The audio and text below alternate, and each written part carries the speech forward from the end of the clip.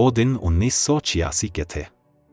अयान ने हाल ही में ग्रेजुएशन पूरा किया था और पिरंगुट के पास एक फैक्ट्री में स्टोर कीपर की नौकरी लगी थी।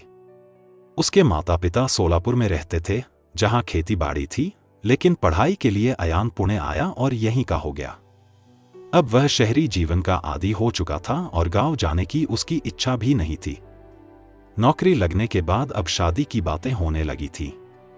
इस समय वह कोथरूड में एक चौल में 2 कमरों के किराए के मकान में रह रहा था। घरवाले उसे लड़की देखने के लिए बुला रहे थे, लेकिन मैनेजर जरूरी काम खत्म किए बिना छुट्टी देने को तैयार नहीं था। जब तक मुंबई की कंसाइनमेंट का काम पूरा नहीं होता, तुम्हें छुट्टी नहीं मिलेगी, मैनेजर जैद ने कहा।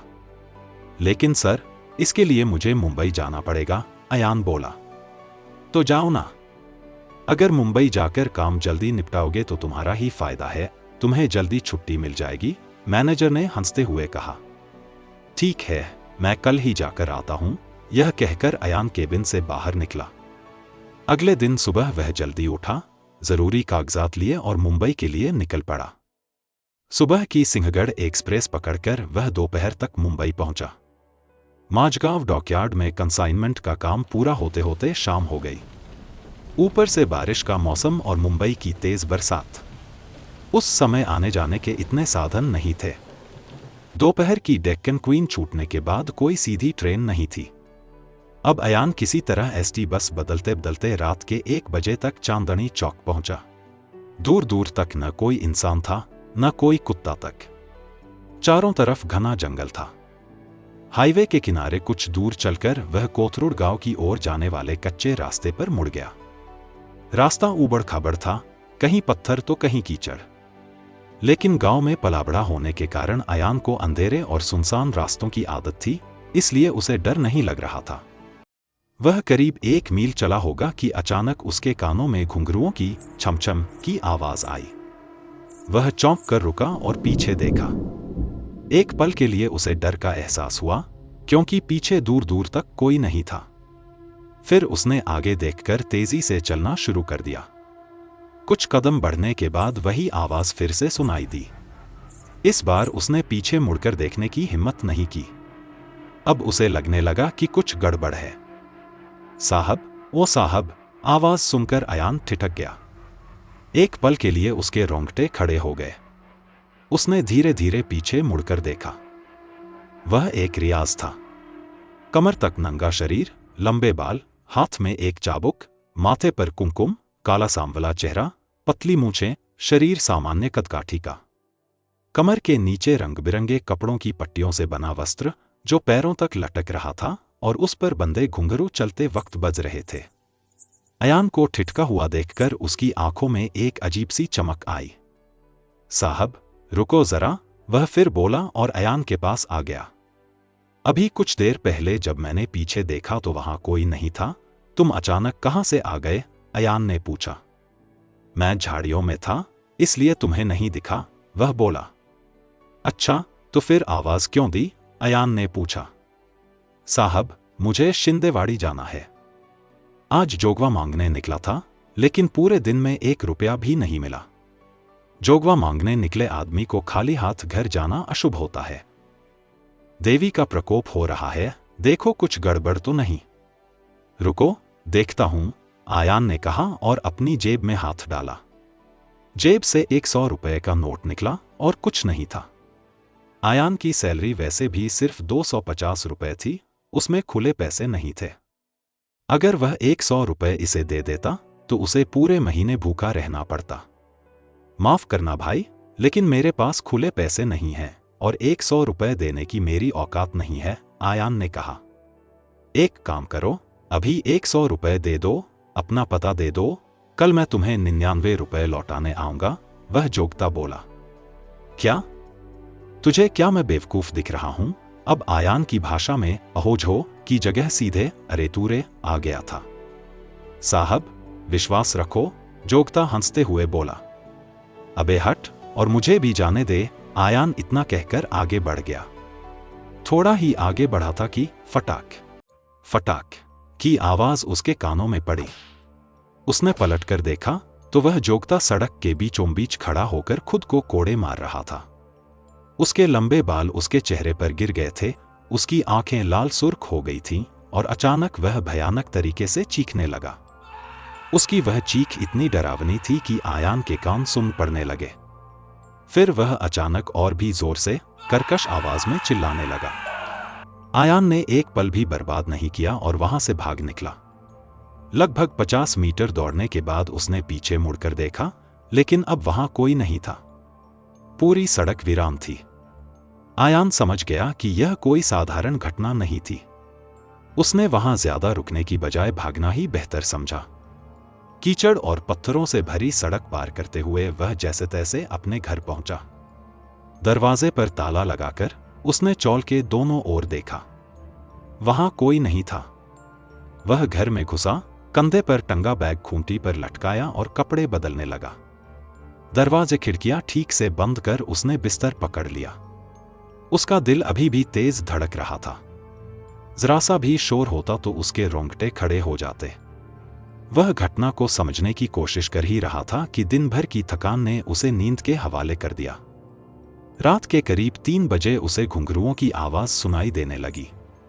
वह गहरी नींद में था, तभी अचानक फटाक एक जोरदार आवाज उसके कानों में पड़ी और वह झटके से जाग गया। फिर वही आवाज, कोड़े की मार की आवाज। आयान ने डरते डरते आवाज की दिशा का अंदाजा लगाया। आवाज अंदर वाले कमरे से आ रही थी। अब घुंघरुओं और कोड़े की आवाज साथ साथ गूंज रही थी। आयान धीरे धीरे अंदर झांकने लगा, तभी अचानक आवाज बंद हो गई। कमरे में कोई नहीं था। आयान ने राहत की सांस ली। शायद यह मेरा भ्रम था, उसने सोचा। वह बेसिन के पास रखे घड़े से पानी पीने लगा। लेकिन जैसे ही वह पीछे मुड़ा, उसकी आत्मा जैसे शरीर छोड़ने को थी। रसोई के दरवाजे से वही जोगता चीखता हुआ उसकी ओर दौड़ा। आयान की आवाज गले में ही घुट गई। उसके हाथ पैर ठंडे पड़ गए। जोगते के पूरे चेहरे पर लाल कुमकुम पुता हुआ था। उसकी वह भयानक चीख और विकृत चेहरा देखकर आयान की आंखों के आगे अंधेरा छा गया और वह जमीन पर गिर पड़ा। अगली सुबह 8 बजे दरवाजे पर जोर जोर से दस्तक हो रही थी। आयान को होश आया। वह बिस्तर पर पड़ा था। उठकर दरवाजा खोला तो सामने दूधवाला खड़ा था। दूधवाले ने उसे अजीब नजरों से देखा और कहा, साहब, आपने चेहरे पर कुमकुम क्यों लगाया है इतनी सुबह? यह सुनकर आयान के हाथ से दूध का बर्तन गिरते गिरते बचा। वह तेजी से आईने के सामने गया और दंग रह गया। उसके चेहरे पर सचमुच लाल कुमकुम पुता हुआ था। रात की वह डरावनी घटना उसे फिर याद आई। उसका दिल अभी भी थरथरा रहा था। वह जोगते की चीख, घुंघरुओं और कोड़े की आवाज अब भी उसके कानों में गूंज रही थी। कल गांव जाकर मौलवी साहब से मिलना पड़ेगा, कुछ न कुछ उपाय करवाना ही होगा। यह सोचकर आयान जल्दी जल्दी तैयार होने लगा और ऑफिस के लिए निकल पड़ा। वह पॉड रोड पर खड़ा होकर कंपनी की बस का इंतजार कर रहा था। दोनों ओर घना जंगल था। हल्की हल्की बारिश हो रही थी। दूर से बस आती दिखाई दी। बस रुकी। छाता ठीक करते हुए आयान उसमें चढ़ा और जाकर आखिरी सीट पर बैठ गया। बस अब धीरे धीरे उसी कच्चे रास्ते के पास से गुजर रही थी जहां बीती रात जोगता से उसकी मुलाकात हुई थी। अनायास ही उसकी नजर उस रास्ते की ओर चली गई और अगले ही पल उसका गला सूख गया। सड़क किनारे वही जोगता खड़ा था, आयान को घूरते हुए। उसके चेहरे पर एक विकृत, डरावनी मुस्कान थी। आयान ने नजर चुराते हुए सामने देखा और फिर सिर झुकाकर बैठ गया। डर से उसका मन कांप उठा था। वह कंपनी पहुंचा जहां उसे पता चला कि मुंबई का काम पूरा हो चुका है। यह सुनकर मैनेजर जैद ने उसे अगले दिन से छुट्टी मंजूर कर दी। लेकिन आयान के चेहरे पर छाई दहशत को मैनेजर ने भांप लिया। क्या हुआ प्रशांत? तुम बहुत टेंशन में लग रहे हो, मैनेजर जैद ने पूछा। आयान ने पूरी घटना बता दी। अरे बाप रे, वो जगह बहुत खराब है। लोग कहते हैं कि वहां एक जोगते, भिक्षा मांगने वाले साधु का कत्ल हुआ था। उसने किसी राहगीर से जोगवा, दान मांगा था, जिससे विवाद हो गया और उस राहगीर ने उसकी हत्या कर दी। तभी से उसे रात में वहां घूमते देखा जाता है। मैनेजर ने सुनी सुनाई बात बताते हुए अयान के डर में और इजाफा कर दिया। गांव जाकर मौलवी साहब से उपाय करवा लो या फिर यहाँ के किसी मौलवी से मिल लो, यह कहकर मैनेजर चला गया और अयान भी काम में व्यस्त हो गया। दिन भर लोगों और काम में व्यस्त रहने के कारण उसका डर थोड़ा दब गया था। शाम को वह पुणे की लक्ष्मी रोड पर गया, क्योंकि खाली हाथ गांव नहीं जा सकता था। घर वालों के लिए कुछ तोहफे लेकर वह रात 9 बजे घर पहुंचा। खाना खाकर वह सो गया। चूंकि दिन भर कोई अजीब अनुभव नहीं हुआ था, इसलिए वह निश्चिंत था और गहरी नींद में सो गया। लेकिन रात के 3 बजे फिर वही घुंघरुओं की आवाज उसके कानों में पड़ी। फिर अचानक कोड़े की मार की आवाज सुनकर उसकी नींद खुल गई। घबराकर उठते ही उसने जो देखा, उससे उसका कलेजा मुंह को आ गया। कमरे के बीचों बीच वह जोगता खड़ा था। उसके खुले बाल बिखरे हुए थे और वह अपनी ही पीठ पर कोड़े बरसाते हुए अजीब तरह से हिल रहा था। उसके पैरों में बंधे घुंघरू तेजी से बज रहे थे। अब वह धीरे धीरे अयान की ओर मुड़ा। उसके चेहरे पर चारों तरफ कुमकुम पुता हुआ था। फिर वह जोर जोर से चीखने लगा और भी जोर से कोड़ा अपनी पीठ पर मारने लगा। अयान की आवाज जैसे गले में अटक गई थी। वह चीखना चाहता था, लेकिन मुंह से आवाज नहीं निकल रही थी। अचानक वह जोगता अयान की ओर झपटा। उसने अयान को जमीन पर गिरा दिया और उसकी छाती पर बैठकर गला दबाने लगा। अचानक अयान बिस्तर से नीचे गिर गया और उसकी नींद खुल गई। वह पसीने से तर था और डर के मारे थरथर कांप रहा था। कमरे में उसके अलावा कोई नहीं था। धड़कते दिल को संभालते हुए वह उठा। गला सूख चुका था, इसलिए वह पानी पीने के लिए किचन की ओर बढ़ा। मटके से पानी लेकर जैसे ही उसने मुंह से लगाया, उसे महसूस हुआ कि उसके कंधे पर कुछ गिरा है। डरते डरते उसने छत की ओर देखा और उसकी रूह कांप उठी। जोगता छत से किसी छिपकली की तरह चिपका हुआ था और उसका पूरा चेहरा कुमकुम से सना था। उसके चेहरे से कुमकुम की कुछ बूंदें टपककर अयान के कंधे पर गिर रही थी। अयान की टांगें जैसे जमीन से चिपक गई थी। वह चीखने की कोशिश कर रहा था, लेकिन आवाज नहीं निकल रही थी। मुझे जोगवा चाहिए, भयानक आवाज में वह बोला और फिर जोर जोर से हंसने लगा। अयान पूरी ताकत लगाकर किचन से भागा, लेकिन जोगते से तेज नहीं था। बाहर के कमरे में पहुंचते ही उसने देखा कि जोगता पहले से ही वहां खड़ा था। वह कोड़े मारते हुए जोर जोर से चिल्लाने लगा और फिर अयान की ओर बढ़ने लगा। इस बार अयान का पूरा शरीर जैसे लकवाग्रस्त हो गया। वह वहीं जम गया। अयान अब रोते हुए गिड़गिड़ाने लगा, तुम्हें जो चाहिए ले लो, लेकिन मुझे छोड़ दो। मैं तुम्हारे आगे भीख मांगता हूं। जोगते ने चीखना बंद कर दिया। वह अयान के कान के पास आकर कुछ बुदबुदाया और अपने चेहरे का थोड़ा कुमकुम लेकर अयान के चेहरे पर लगा दिया।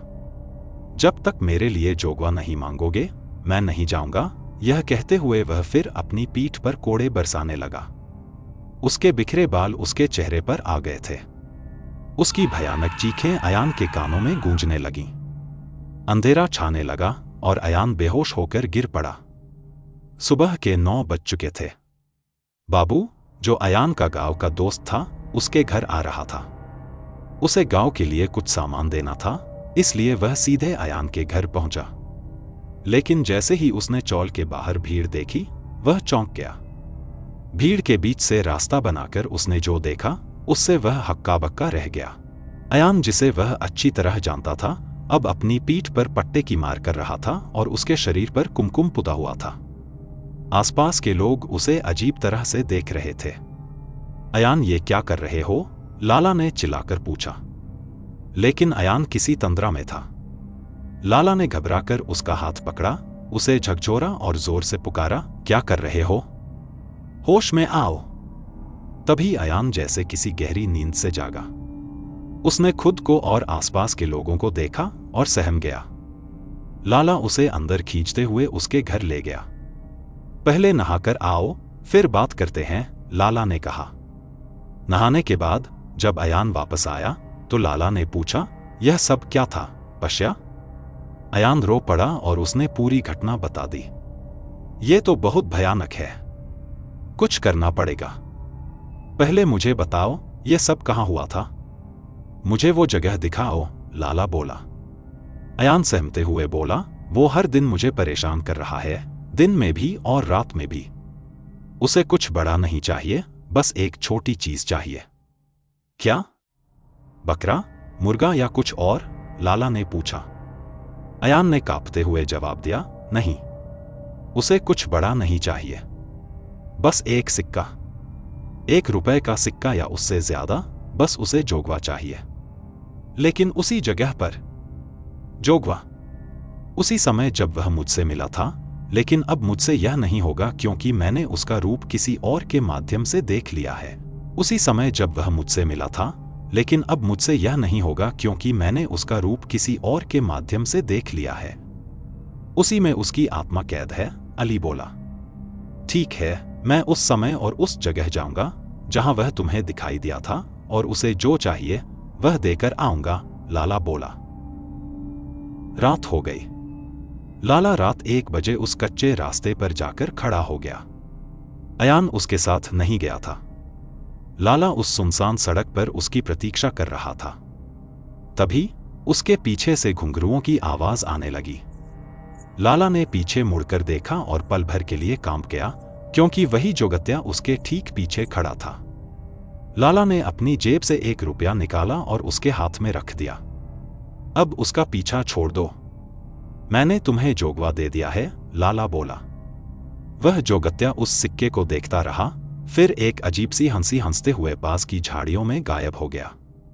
लाला वहां से अपने घर आ गया। वह भी अकेला ही रहता था। बिस्तर पर लेटते ही उसे नींद आ गई। कुछ समय बाद उसके कानों में किसी के बड़बड़ाने की आवाज आने लगी। वह जागा और जो दृश्य उसने सामने देखा वह भयावह था। वही जोगत्या खुले बालों में, अपने चेहरे पर कुमकुम लगाए, लाला के बिस्तर के सामने खड़ा था। वह अपने शरीर पर कोड़े बरसा रहा था। जैसे ही उसकी नजर लाला पर पड़ी, वह चीखते हुए और दर्द में तड़पते हुए लाला की ओर झपटा। लाला के मुंह से एक दहशत भरी चीख निकली। 25 साल बाद। आज 25 साल बाद अयान पुणे आ रहा था। वह जोगत्या की घटना आज भी उसकी यादों में ताजा थी। उस घटना के बाद वह गांव चला गया था और फिर गुजरात में नौकरी खोजकर वहीं बस गया। शादी, बच्चे, पूरा जीवन वहीं बीता। अब वह एक बड़ी कंपनी में ऊंचे पद पर कार्यरत था। पुणे में एक काम निपटाकर उसे आज ही मुंबई के लिए निकलना था। कुछ भी हो जाए, चांदनी चौक पर मत रुकना, उसने ड्राइवर को सख्त हिदायत दी और अपने मोबाइल में व्यस्त हो गया। ठंडी हवा में उसे झपकी लग गई। अचानक गाड़ियों के हॉर्न से उसकी नींद खुली। क्या हुआ? कहां पहुंच गए? अयान ने पूछा। साहब, चांदनी चौक पर हैं, ट्रैफिक जाम है, बारिश के कारण, ड्राइवर बोला। क्या? अयान घबरा गया। उसने जल्दी से कार की खिड़की बंद कर ली। लेकिन जैसे ही उसने बाहर देखा, उसकी नजर हाईवे के पास उस पुराने कच्चे रास्ते पर गई। अब वहां पेड़ पौधे नहीं थे, लेकिन सड़क के किनारे एक बूढ़ा जोगवा मांगने वाला जोगत्या खड़ा था। वह अयान की ओर ही देख रहा था। गौर से देखने पर अयान को समझ आया कि वह कोई और नहीं बल्कि बाबू था। लाला उसे देखकर जोर से चीखने लगा, तड़पने लगा और हाथ में पकड़े कोड़े से खुद को मारने लगा। फिर वह दौड़कर अयान की कार के पास आया और दर्द भरी आवाज में चिल्लाया, तू भी यहीं भटकेगा जैसे मैं भटका। बूढ़ा लाला कार की खिड़की के पास आकर भयावह तरीके से चिल्लाने लगा। अयान ने घबराकर दूसरी ओर मुंह फेर लिया। उसकी यादें उसे अतीत में ले गईं। उसे पिछली रात हुई घटनाएं याद आईं। तुझे जो चाहिए ले ले, लेकिन मेरा पीछा छोड़ दे, मैं तुझसे भीख मांगता हूं, अयान ने उस जोगत्या से गिड़गिड़ाते हुए कहा था। वह जोगत्या उसके कान के पास आकर धीरे से फुसफुसाया, मैं तुझे छोड़ दूंगा, लेकिन एक शर्त पर। मुझे कोई और दे दे, हमेशा के लिए। जब तक मुझे दूसरा नहीं मिलता, तब तक तू मेरे लिए जोगवा मांगता रह। यही वह आखिरी शब्द थे जो अब अयान के कानों में गूंज रहे थे। अयान को अपनी कपटी प्रवृत्ति पर पछतावा हुआ। उसने वह शर्त मान ली थी और लाला को बलि का बकरा बना दिया था। जोगत्या ने लाला को अपने वश में कर लिया था और उसी में लाला की मृत्यु हो गई थी। पिछले 25 वर्षों से लाला उस जोगत्या के प्रभाव में था। सिर्फ पिछले हफ्ते ही लाला ने उसी रास्ते पर अपनी जान दे दी थी। पिछले 25 वर्षों से लोग उसे वहां जोगवा मांगते देखते थे, लेकिन मरने के बाद भी उसकी आत्मा भटक रही थी। शायद लाला अयान का ही इंतजार कर रहा था और आज उसकी मुक्ति का दिन था। अयान ने खिड़की नीचे की ओर हाथ जोड़कर रोने लगा। मुझे माफ कर दे बाबू, मुझसे गलती हो गई। उसका ड्राइवर इधर उधर देख रहा था कि साहब किससे बात कर रहे हैं। उसे वहां कोई नजर नहीं आ रहा था। लाला की चीखें एक माफी से खत्म नहीं हो सकती थी। वह जोर जोर से चीखने लगा, रोने लगा। उसकी चीखों में 25 साल की तड़प थी। लाला की आर्त चीखों से अयान की छाती में दर्द उठा और वह कार में ही ढेर हो गया। अब हर रात लोग उस जगह एक जोगत्या को घूमते हुए देखते हैं, जो अयान का आत्मा है, जो अब जोगवा मांगता है।